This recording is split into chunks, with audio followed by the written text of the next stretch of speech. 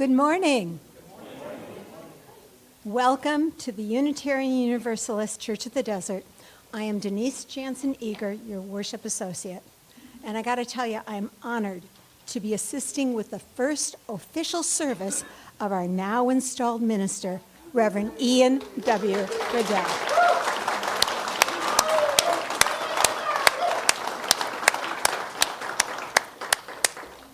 Though he has been our settled minister since July, today officially begins our way forward together. Reverend Ian, would you please stand up? We got to model that stole. You may notice he is wearing the magnificent stole he was given last Sunday on behalf of our congregation. The name the Creator gave it is the Fire of Commitment.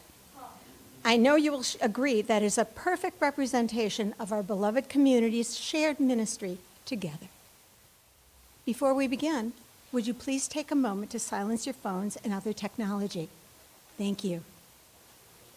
Together, we acknowledge that we are on the historic homelands of the various bands of Kauai people, and we honor the unique relationship that we hope emerges between our community and the indigenous peoples and their traditional territories.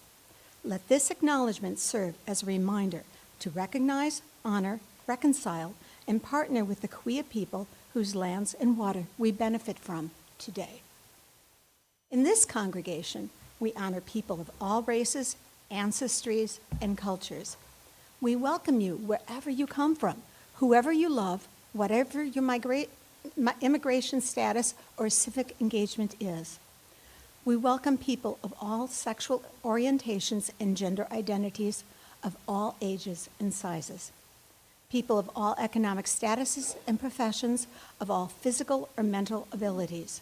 We welcome all who will learn and grow with us as together we commit to embracing the rich and beautiful diversity of the world and to build a community centered in justice, compassion, and love. You are welcome here. And we're glad you're with us this morning. And now, let's ring our Tibetan bowl to begin our service and listen to our music of centering.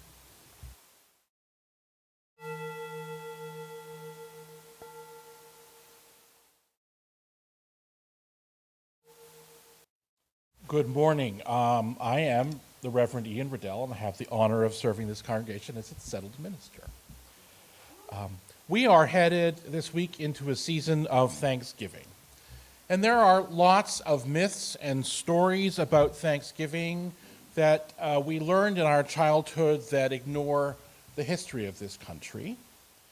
And so we hope we can pay attention to those and pay attention to how we might live differently into those stories.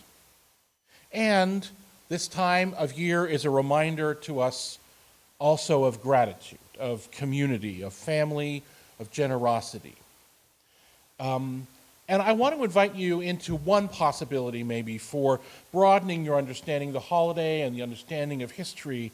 And I invite you at some point over the next little while maybe to visit the new Agua Caliente Cultural Museum and learn a little bit more about the people whose lands we inhabit, learn about their history and their current lives and their visions for their future. We share each Sunday morning our acknowledgement that we are on the land that they occupied before we do. One way we can live more deeply into our relationship is to learn more. And so I invite you maybe over the next couple of months to reach out, find a friend, and go and see the new Agua Caliente Cultural Museum. Those of you who have been here before walked in the room and went, oh, this looks different. It looks a little unfinished, in fact, and we're going to do something a little different today. We did this a couple of years ago, but it bears repeating and having again. Many of you, some of you, may remember the story book called If You Give a Mouse a Cookie. And the story is, if you give a mouse a cookie, he's going to want a glass of milk. If you give him a glass of milk, he's going to want, and he's going to want, and he's going to want, and he's going to want. That's the core of our story today. If you give a table a blessing, it's going to want. So we gather together. That is what our service is structured around. So we gather together today with faith to face our challenges with love that casts out fear, with hope to trust each other and to trust tomorrow. As we gather together today, we accept with deep gratitude this day and every day as the gift that they are, a reason for rejoicing. Let us worship together today. And we'll begin that worship by rising in body or in spirit as we sing, "We Give Thanks." The words are on the screen. We'll sing it through twice.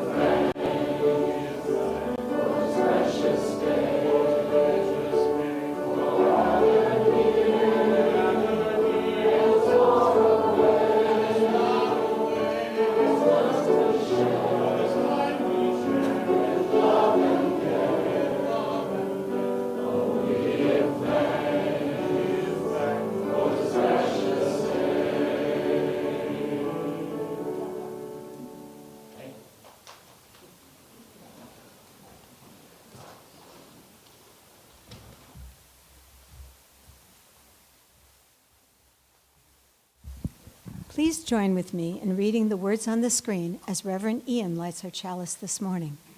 We light our chalice as a symbol of gratitude as we celebrate the abundance of our lives together.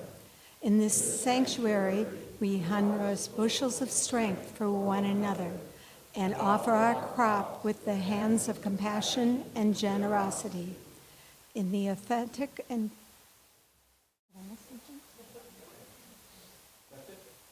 Okay, that's it. And now, please join me in reading the words on the screen as Jill Hall lights our BioPOC candles.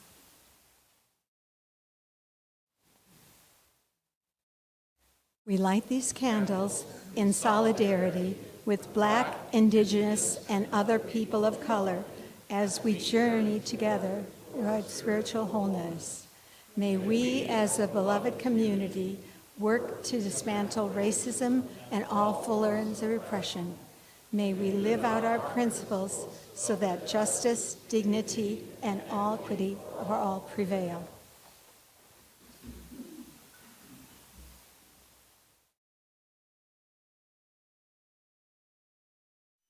If you have a table blessing, it's going to ask for a table. You'll clear your table, which might be covered with crayons, pencils, crossword puzzles, or a stack of magazines you might not have put away or gone through yet, or remnants of groceries you've yet to put away.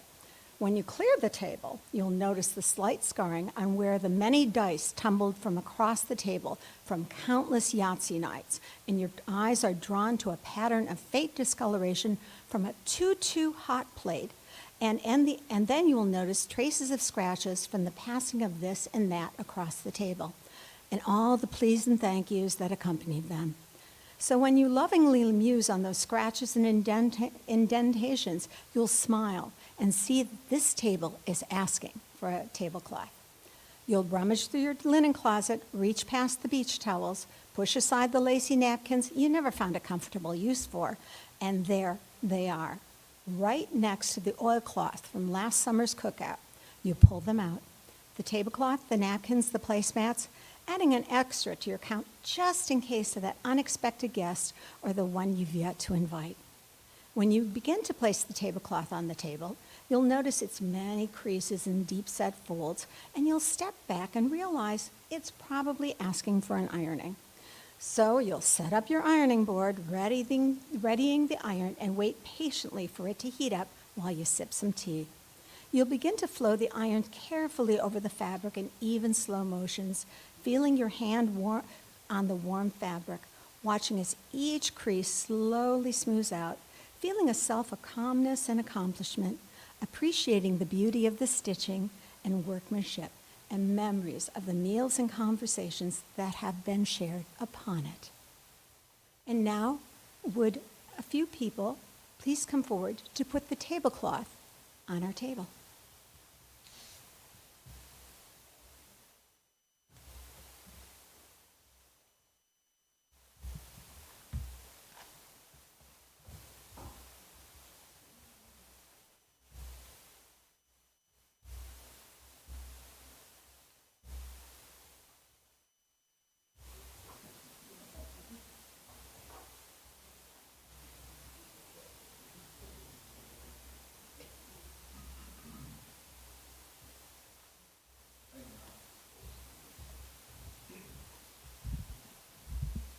As we lay the cloth on our table and smooth out its wrinkles, we think about consciously preparing ourselves for the work to come. In our hearts and our practices, are we ready for the meal to come? Have we prepared ourselves for the arrival of guests? Do we know ourselves well? Do we know where all the wrinkles and old stains are? Do we know where our center is? Have we paid attention to the wobble of the table? As we lay the tablecloth, we breathe together, preparing ourselves for the gladness and hope of what is to come next. I'd love to have a couple of volunteers come forward to put the placemats and the napkins on the table. Anybody willing to do that? We decided we were just going to call for welcome. Good, thank you. They're right there on that chair. So 2 of you, that would be great. We can do one at each end and one in the middle would be great.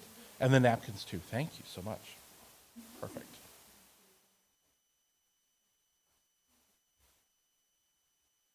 Beautiful. Thank you.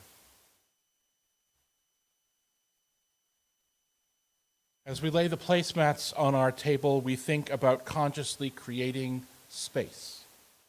Physical space and emotional space for all the individuals and groups that make up our community. How do we create room for all of the bodies in our community? Is there room for our activities? Can everyone access all the spaces they need? Are our spaces open, safe, and inviting? And how do we create room for the aspirations of all in our community? Is there room for everyone's voice? When we listen, do we hear the voices of our elders, our youth, our newest members? Do we hear the voices of those struggling to put food on their table at home, or the voices of those eating their meals alone? Is the place that we have set for ourselves always in its usual place, beside the usual characters? Or do we sometimes choose to sit in a new place at the table, beside new and unknown characters?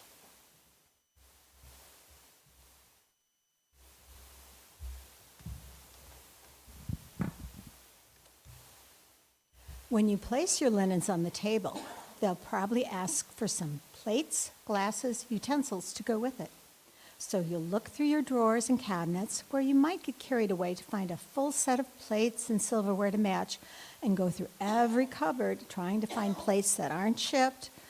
You might pull out a silver polish to make everything shine, and you'll enjoy the collection of mismatched glasses that are the last standing of their sets, and appreciate that in the end, any glass, any plate, any fork, and any spoon at all will do.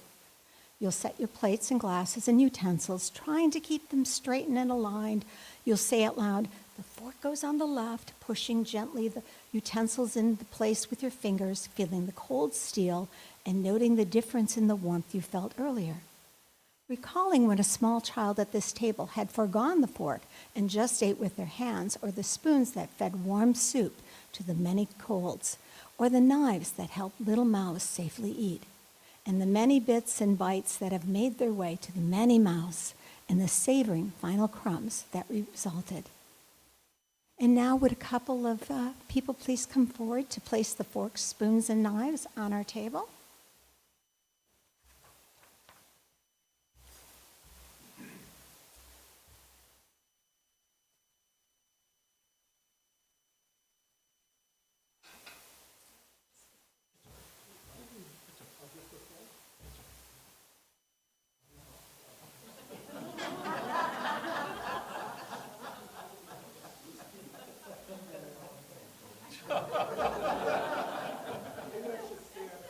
Yes, we'll need you in a moment, yes.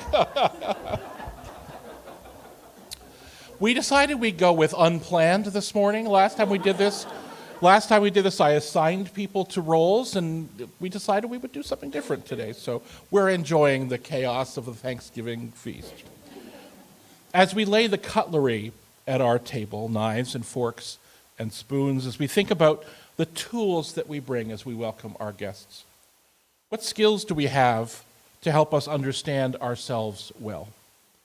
What questions do we have, and do we ask ourselves and those that we greet? Questions that create space for curiosity and welcoming. The questions of people open to love and newness, rather than closed, hard questions of skeptical anxiety. What practices do we cultivate in ourselves and in our community to greet guests with openness rather than suspicion, commitment rather than challenge? I'd love to invite someone to come up and join Jerry as he... Oh, here comes Rob. We'll put the plates and the glasses on the table. Oh, other Jerry. Go for it, Rob. The more the merrier.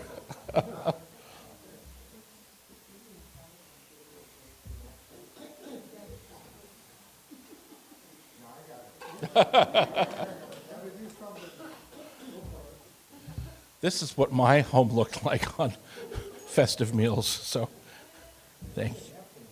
Oh, dear. No napkin rings, okay.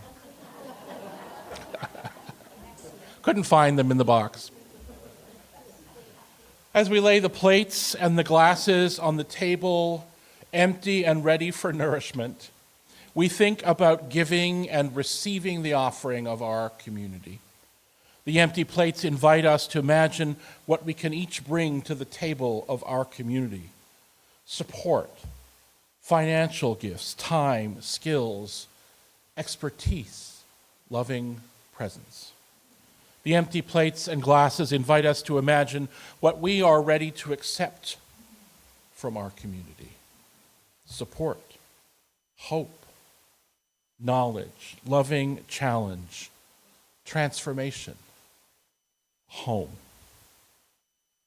These are the things we think when we see the plates and the glasses empty and waiting for all of us. What can we give? Bob? I think Bob is going to come forward.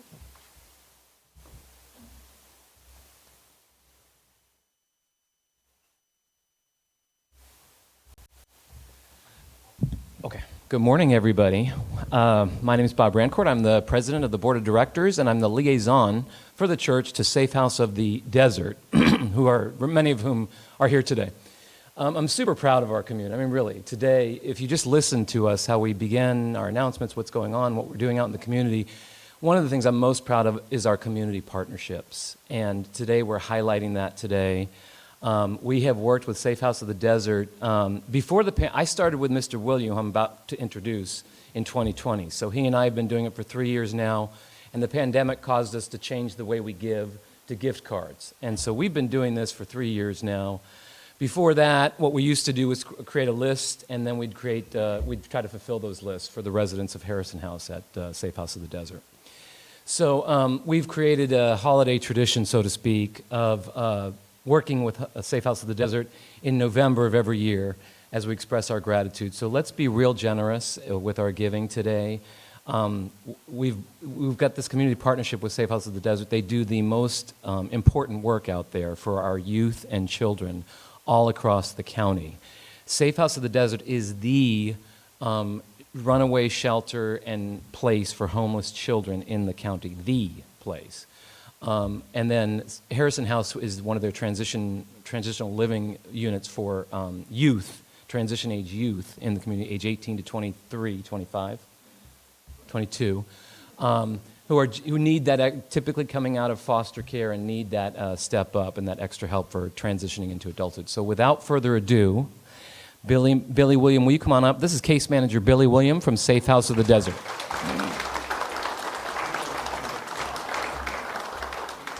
Thank you, everyone. I'd like to say, first of all, thank you for always supporting us. This is a very tough time of year for everybody. And so Harrison House is a transitional living program. We help 18 to 22-ish-year-olds that are dealing with homelessness. So people come to our program and they have a place to live. They have a year and a half to get a job, save money, and to really build skills to take them to whatever their next adventure is. My favorite part of the job is the community that we create with the staff and with the clients.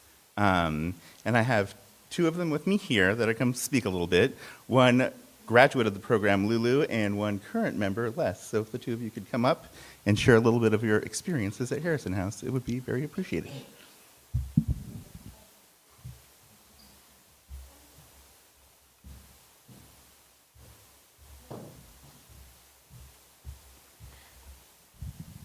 Good morning, everyone. Some of you already might remind me from last year. I was here, and I told you a little bit about my story, but today I'm just kind of explain how Harrison House impacted my life, and it has. A lot can happen in a year, so a lot has really happened. So I just pretty much want to tell you, I was 18 when I got to the program. Just a reminder, I was born in Texas, but lived my whole life in Mexico, and when I was 17, I moved with close family. I started, I was always a person to stand up for my beliefs and for for helping other people, right? But my family wasn't really like that. So when I lived with them, it was really hard because I was dealing with a lot of depression, and they would be very judgmental in the name of God. We know some people like that. So I'm really glad I'm here. This is totally different than what I grew up with. But anyway, I was a senior in high school. I was working, and they just kind of gave me 2 weeks to leave their house. So they were like, yeah, we can't have you here, and nor I did want to stay there. They would treat me like a rotten tomato. So anyway, I found Harrison House thanks to my counselor, and then from there, I lived there for a year and a half. So I was really offered a lot of help, a lot of therapy, case management. So technically, I didn't know any English, so they helped me with that. They helped me to, manage my money very well, to be smart, to make good decisions, to start a healthier lifestyle. I was able also to find myself. I was really fought with religion because of who I grew up with. But I started to have faith. I started to, I was able to come out to my family as bisexual. I was able to come out to myself. So now I'm just, very grateful. Where else? I speak a lot, so I have to have something to remember. Thanks to Billy, which by the way, this person right here that you all see standing, he's a person. He's a person that has saved my life multiple times. So, thanks to Safe House, thanks to Harrison House, not only I am here with you standing here today and being so grateful that I'm still alive, but there's a lot out there that they have helped as well. So there's a lot of us that we are so grateful for that. Harrison House and Safe House will always be a part of my life. I left the program, 2.5 years ago? Just when the pandemic started, but I never left Harrison House completely, nor they will leave my heart. They will always be a part of my family. They are my true chosen family. And not only they are my family, but I also work for them now. So I've been working there for 2.5 years. I work at the shelter with the kids from 11 to 17. I work at the mental health program for youth in schools from 16 to 24 years old. And I also sometimes volunteer for stuff for Harrison House, trying to give back what once I got. I'm very proud of them. I'm very proud of us. I'm very proud of those who I've met on the way, which you see last year. And just kind of a reminder that I'm always there for those kids, telling them no matter where you come from, no matter if you don't know where you're headed to, as long as you have very clear that you will try to be the best version of yourself and have faith, you will find the way. I believe this because I've experienced it myself. So I wake up every day being so thankful I'm still here, having such wonderful people around me who I love and love me back, seeing the beautiful smile of my girlfriend every morning, And just keep looking forward for more, because I know there is a lot more to achieve, and I am not even close to be done just yet. So thank you guys, because you also helped us, and I was part of the people that your help really reached to us too when I was there in the program. So thank you.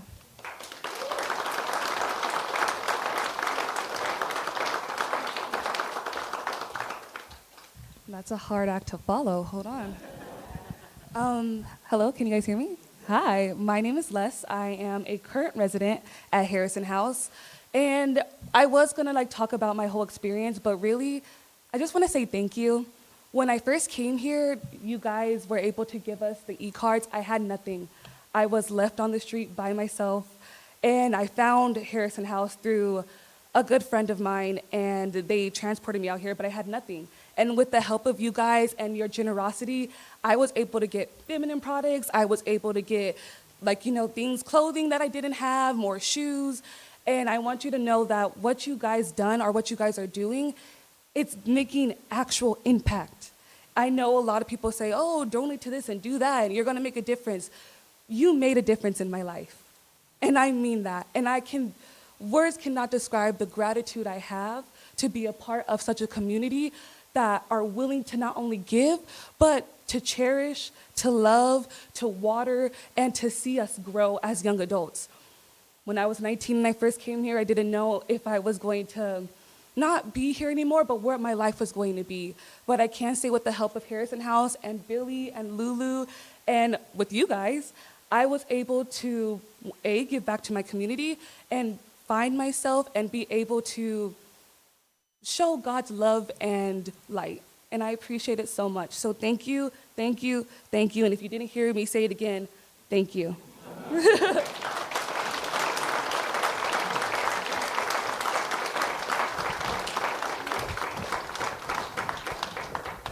So the ushers are going to come around now with the bowls, and if those of you online, there is a link you can click. Please give generously for the support of these fabulous people, for helping to bring possibility and hope into all of our lives, and for the support of this beloved community. May all beings know peace. May all beings know an end to suffering. May all beings know love. With that love in your hearts, friends, will you join your voices together as we sing our hymns for meditation? Spirit of life, fuente de amor.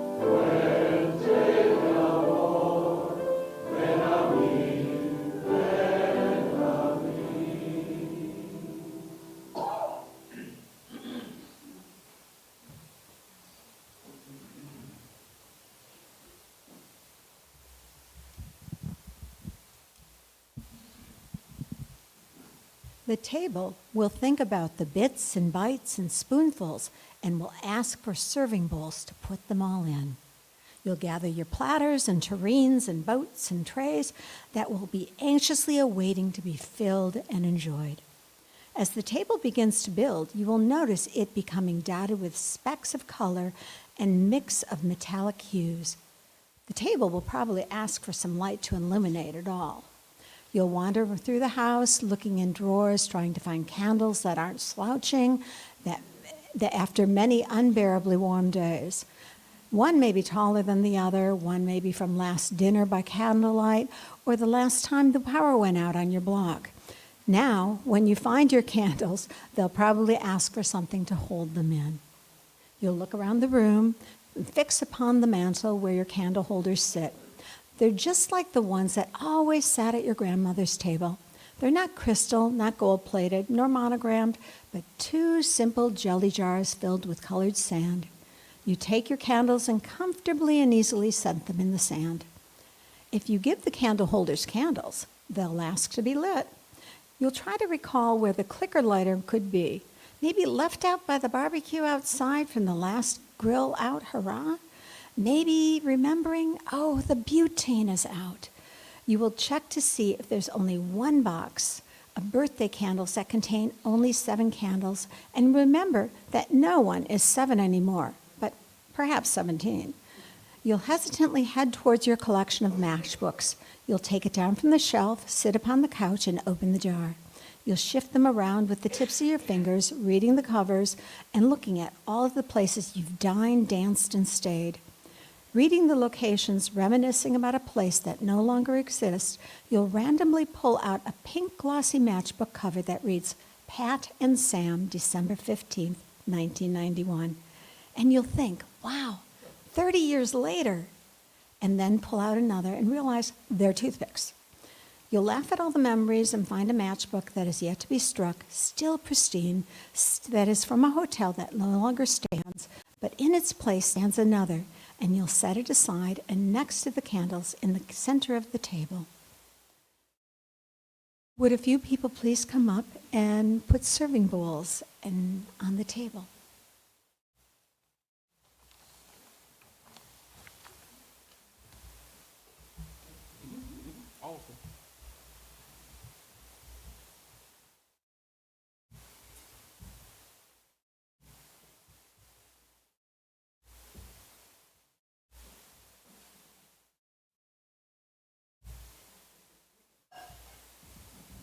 This table is very well organized. Thank you. That's okay. We're in a minute. As we lay the serving bowls on the table of our coming feast, we think about how we share our offerings of time and talent and knowledge and connection with our families and our guests. What programs, what ministries have we created to share what we have? How do we serve the nourishing soup of fellowship at social hour, in chalice circles, in small one-on-one conversations, sneaking it in around the edges of our other commitments, or central to our meal? How do we serve the central act of our feasting, the turkey or the tofurkey or the stuffed squash? Our worship. Does it have a place of honor at the table? You've never heard worship referred to as tofurkey before. How do we serve the nourishment of our education of each other? Are there separate dishes for adults and youth, or do we all find favor and health in the same bowls? Are we seated at the same table, or are there some off to the side at the kids' table? And we have this in our imaginations, even if it's not current reality. And all the other dishes, those programs and offerings that add meaning and nutrition to our common feast, our social justice work, our financial management, the maintenance of our building, the guiding of our policies and practices. How do we nurture each other pastorally? How do we make sure that everyone at the table is getting the nourishment they need, that the bowls and the platters and the pitchers are being passed fairly? And those platters and bowls, you know, the one from your great uncle that's old and cracked and barely holding itself together? Is it time for new containers, new ways sharing the health of our feast. And I'd love to have a couple of people come forward and put the candles and the candlesticks on the table. Do I have any takers for that? Jody?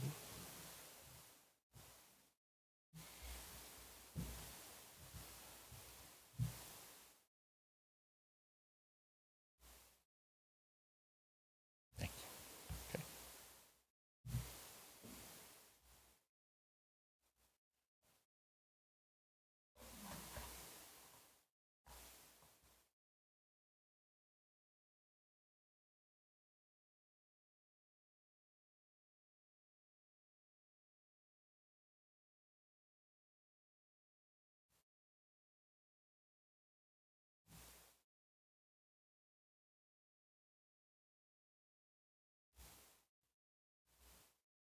As we light the candles on our table and feel their warmth and let their light show what is around us, we think about the light and the warmth of our history and tradition.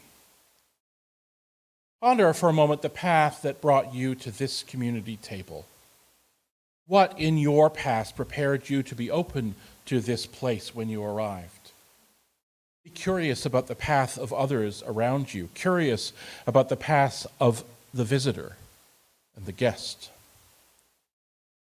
Now, ponder for a moment the tradition that formed this place for you to arrive at.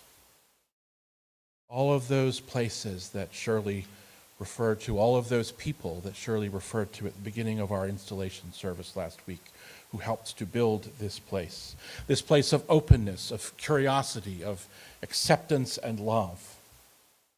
We thrive in the light of a tradition which questioned accepted truths, which chose to honor the truth and experience of each human heart, which committed itself to building covenantal communities. We are not new. We come from a history and a people who worked and sacrificed for religious freedom and acceptance, stumbling sometimes, but always working and striving. We are not bound by this history, but we grow out of it. We may no longer serve our grandparents' stuffing or our parents' pecan pie or our uncle's fried rice or our tia's tortillas. But we sit around a table that they built with their minds and their hearts and their hands. How do we honor that building? How do we honor the tradition and inheritance that we have been given? What do we do with the light that shines from these candles? I'm going to do this next bit. And then you'll step back. You ever have that moment just before the meal where you step back and you look at the table and relish in the memories and the beauty and see that it is all set? If you have a set table, your table is probably going to ask for a meal and guests to share it with. LeGrand, would you come on, join me up here? This is the time where we celebrate our new members who are joining our congregation today. We find religious community in many ways. Sometimes we're born into it. Sometimes we're invited in by friends or neighbors who see our hearts and know what we need. Sometimes we search long and hard to find a place we can feel seen and challenged at the same time. However we find it, one day we come to realize maybe that we have found a place we want to be part of, a place we want to put down some roots and make some deeper connections, a place we might call home. And so today we are welcoming to our community a group of people who want to throw their lot in with us, who want to join this community as members. We're so delighted you've chosen to become part of what we are striving to be. And I hope that being part of us will transform you. I know that it will transform us. So LeGrand, are you going to invite people forward? Yes. Okay. So they're going to come forward and then just huddle over there. Okay. Not huddle, but you know what I mean. Hello, everyone. I'm LeGrand Velez, Chair of the Membership Committee, and I'm very excited to announce today that we're welcoming 8 new members to our congregation, and I believe 6 of them are here today. I'm going to read all the new members, and if you're here, please come up. I'd like to start. I'm going to go alphabetically, and if you just line up over by Randy over there. Come up, sign the book, and Randy will give you your certificate and your official blue name tag. Now that you remember. And the knitted square. That's right. That's right. So we'll going alphabetically. We'll begin with Justin Aguilar. If you can come up, Justin. Mm-hmm.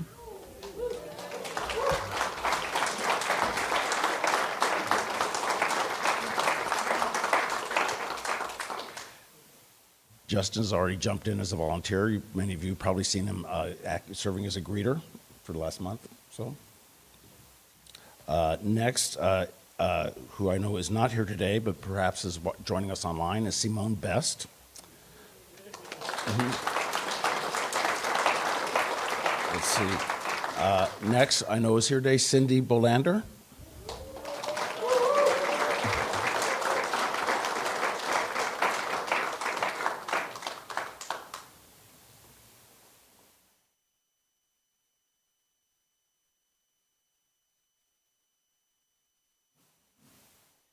Is Bob Haas here?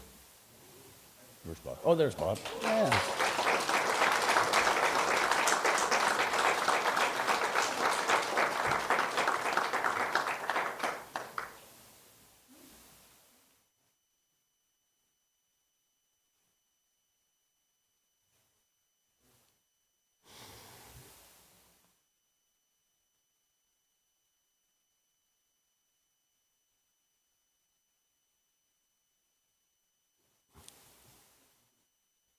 Next, I'd like to introduce and welcome Chuck and Denise Stevens.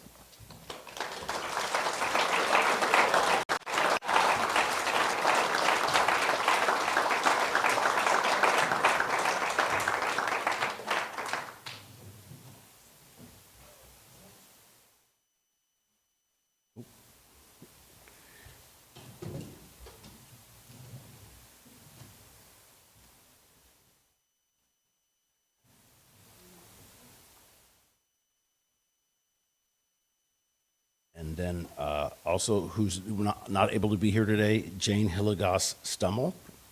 Hi, Jane.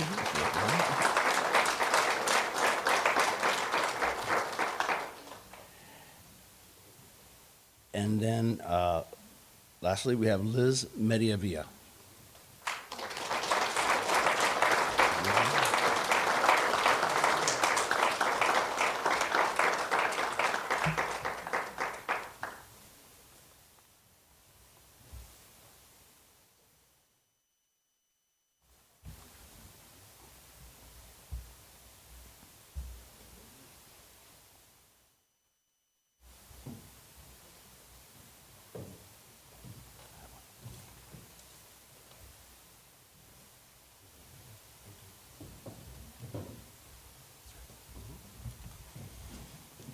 In this free religious tradition, membership is simple but wholehearted. We join each other on the path of liberal religion to affirm the values of Unitarian Universalism and to give support and companionship to each other. Please, with me. We welcome all who wish to become a part of this community and share in our celebration of life. There's a piece of paper with your words on it. Each of you brings your own unique gifts to this congregation. We look forward to getting to know you better, to traveling our future path together, and to learning the wisdom that our shared tradition has to teach us. We are honored that you have chosen to become a part of our beloved community. We value your participation and look forward to learning of your thoughts, hopes, and concerns. We welcome you into our church family and hope that we may be worthy of your trust. Joining the Unitarian Universalist Church of the Desert, we affirm those principles of freedom and responsibility upon which this church is founded. We bring our talents and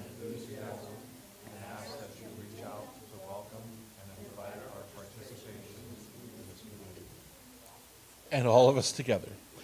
As members of this congregation, we pledge to support this religious community with our hearts, hands, talents, and resources, so that together we might become a voice for reason, freedom, love, and justice in our community and in the wider world. We join together to challenge and nurture one another in our efforts to speak honestly, to act with compassion, to respond to the call of justice with courage, to live with integrity, to love and care for one another, and to bless everyone, no exceptions. Welcome.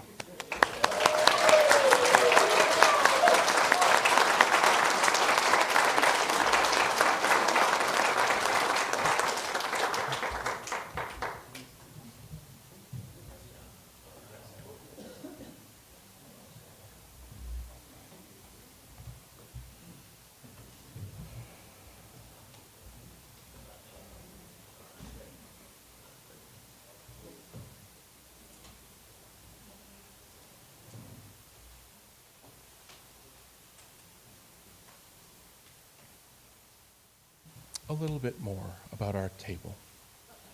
Will you pause now with your eyes closed and your hands and shoulders relaxed, breathing deeply? Hold our table in your mind, the table of this community, the table of your own life. Imagine dinner being served, food passed around the table, conversation beginning. See the feast in progress. Who is at our table? Who is there that you know and love? Who is there that is new to you? Notice who is sitting next to whom. Is there anyone not involved in a conversation? Is there anyone being ignored? How can you change that? Who is missing from our table? Whose voices and faces are not part of our feast yet? Who are we barring the door to? Is there room for unexpected or uninvited guests? Are we ready to welcome the stranger? What do we do if the one we've specifically not invited shows up? That's a serious question. What do we do if the ones we want to be there don't arrive? Look at the food on the plates and platters, in bowls and cups. Is there room for what our guests bring to the table? Join me in a time of prayer and meditation. Spirit of life, fire of the heart, breathe in us now as we sit quietly together in this place made more holy by our gathering here. Into this space we bring our bodies, expressions of the power and strength of life, fragile and aching as well. Into this space we bring our spirits, daunted by the pressures of life and enlivened by the inspiration of our neighbors and kin. Into this space we bring our hearts, grateful for the love which surrounds and nurtures us, broken by the pain we see and experience in our lives and in the world around. At this time of giving thanks, we are grateful for the gifts of minds capable of grasping and grappling with the mysteries of the universe and the intricacies of our biology, and which respond with curiosity and humility and awe at our deep connection with all of life. For the gift of hearts open to the lives of our neighbor and kin as they struggle and triumph.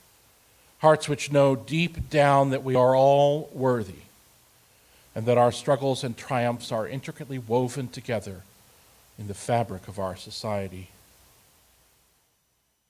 In the midst of our thanksgiving, our deep connections and open hearts call us today to mourn the loss of life cut short by violence and war, by hatred and fear. Not just this one week, not just this 1 month, but each day and week of the year, we see the pain of families in shock and grief, and we echo their pain. And we breathe love. We carry these things in our hearts as we reflect today, as we meditate today, as we pray today. In our gratitude for the gifts of our lives, for eyes and hands and hearts and spirits, may we prepare ourselves to use those gifts to build the common good. May we have the courage to see with clear eyes the struggles and pain of our neighbors and kin, and to see our part in maintaining or reimagining the systems that create that suffering. May we have the humility to learn the true history of the land we inhabit, to build relationships with the people who nurtured and inhabited it long before we arrived, the humility to acknowledge that what we have learned and revered before is not the whole story of who and what we are in this place.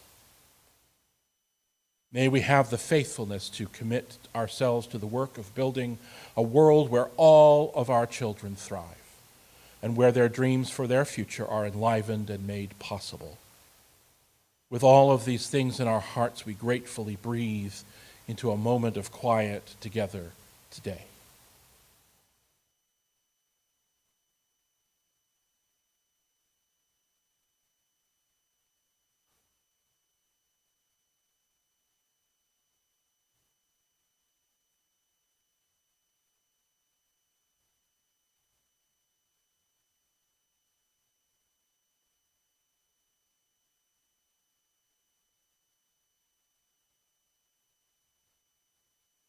And out of the quiet and the fierceness of that faith, of that love, we rise now in body or in spirit as we sing together For All That Is Our Life.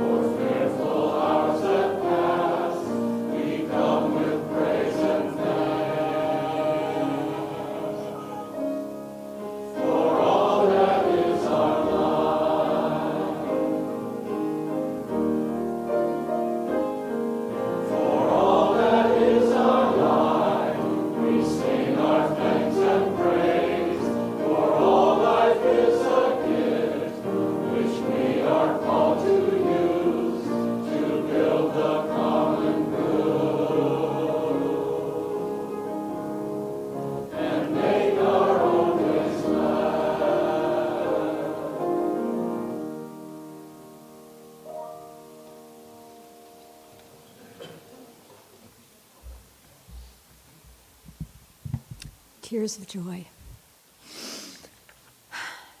Join me with the words on the screen as we extinguish our chalice by saying, "We extinguish this flame, but not the light of truth, the warmth of community, or the fire of commitment. These we carry in our hearts until we are together again." If you have guests and a meal to share with them, they'll probably ask for a table blessing. Spirit of Life, we are grateful for the opportunity of this lovingly prepared table, the table of our gathered community, the table of our dining room, our kitchen, our sanctuary, the table of our heart. We are grateful for the chance to welcome the new welcome, along with the old, the uncertain, along with the comfortable. We are thankful for the love that went into preparing the feast that will spread on this table, grateful for those who keep this home of ours clean and safe and inviting, who keep it interesting and welcoming and committed to justice, and hopeful for the possibilities this feast offers for our sustenance in the days to come. As we take part in the meal of our life together in the coming days and weeks, may we hold this thankfulness in our hearts and greet both our dearest kin and the newest guest with love and openness and gratitude. Go in peace, my friends, to love and serve the world.